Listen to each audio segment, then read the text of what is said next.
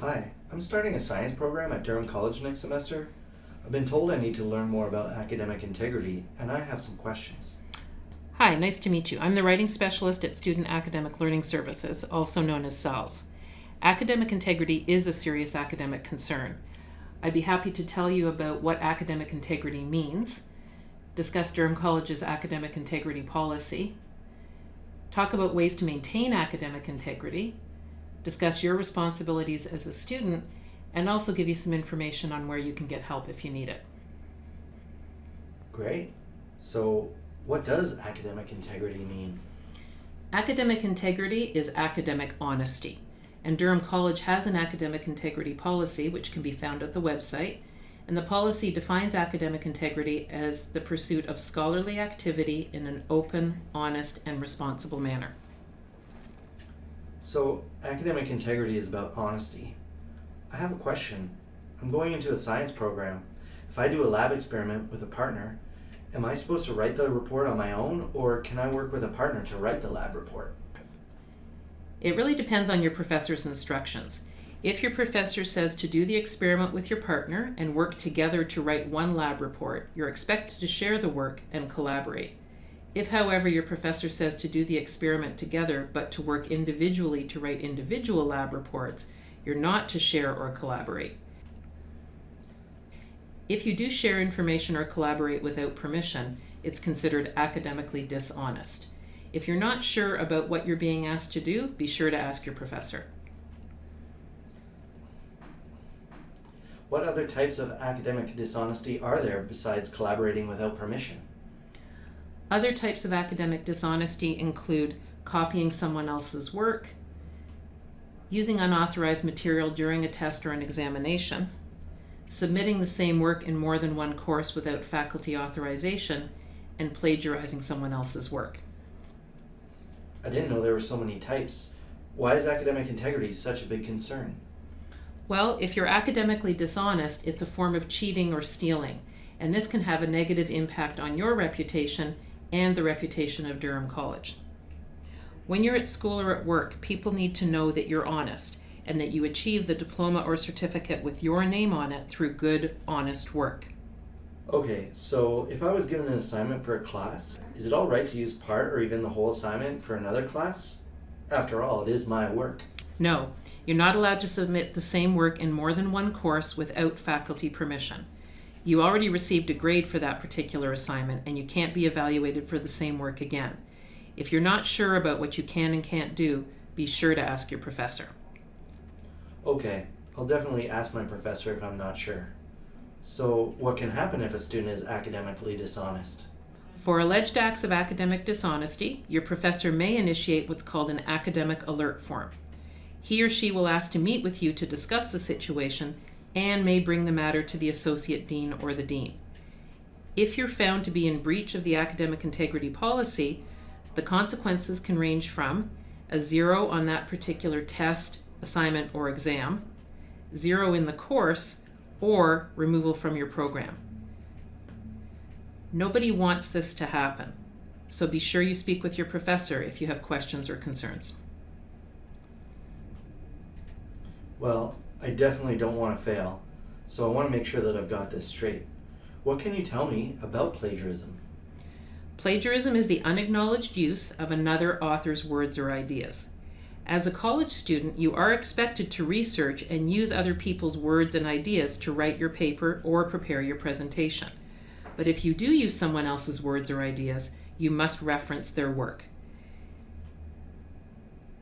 There are 5 times when you must reference. I think you should write this down.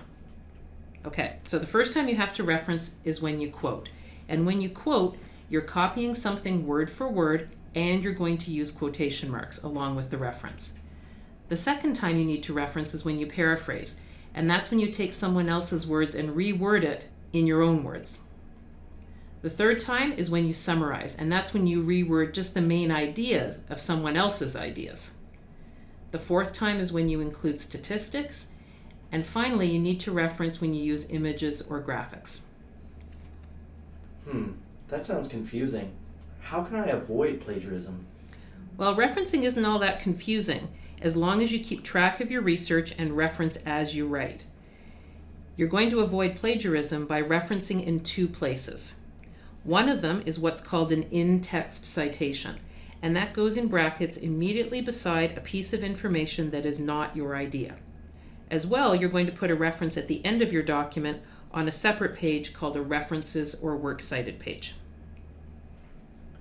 So, what about if I reword a sentence or two from the original source? Do I still need to reference that? Yes, you do. When you reword something, you're paraphrasing. That original idea doesn't belong to you, so you must acknowledge the author both in text and on the references or works cited page. Keep in mind, though, you're not going to use quotation marks if you do reword something because you change the wording. Only use quotation marks when the words are exactly the same. What reference style will I have to use? APA and MLA are the two most common referencing styles used at Durham College. Your professor will tell you which style you're expected to use. The Durham College Library has guides for using APA and MLA, and you can get help with referencing at CELS. So, if referencing isn't that hard, why do students plagiarize? Well, plagiarism can occur oftentimes because students haven't allowed themselves enough time to complete the assignment properly. They may have procrastinated or delayed in getting started. They may be juggling a lot of other assignments and decide that in order to get the assignment done, they're going to take a shortcut by copying information from a website or from another student, for instance. Another reason plagiarism may occur is that they may be feeling pressure to do well on the assignment.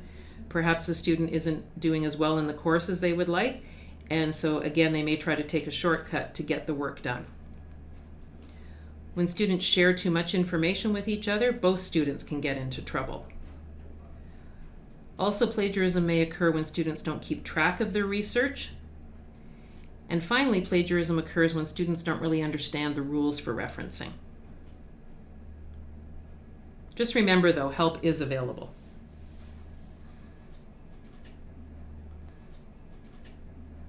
How do students get caught for plagiarism? Plagiarism can be detected in one of two ways. The first way is with your professor's experience. They understand your writer's voice, and your writer's voice is the way you typically write. When your writing is different, or if your voice is not coming through in the same way it normally does, your professor may be concerned that plagiarism has occurred. Another way plagiarism is detected is through the use of plagiarism detection software. Durham College has a license to Turnitin.com, and Turnitin.com is a massive database that compares your work, the work that you submit, to other student papers, books, articles, and billions of pages of internet content. The bottom line is, it doesn't really matter if plagiarism is intentional or unintentional. It can have very serious consequences. I really don't want any problems with plagiarism at college. What would you say are the best ways to avoid plagiarism? Well, first of all, a way to avoid plagiarism is to remember the 5 times when you must reference. Those are the things you wrote down. I'll go through them again. Remember that you have to reference when you're quoting, when you're paraphrasing, summarizing, including statistics, and including images.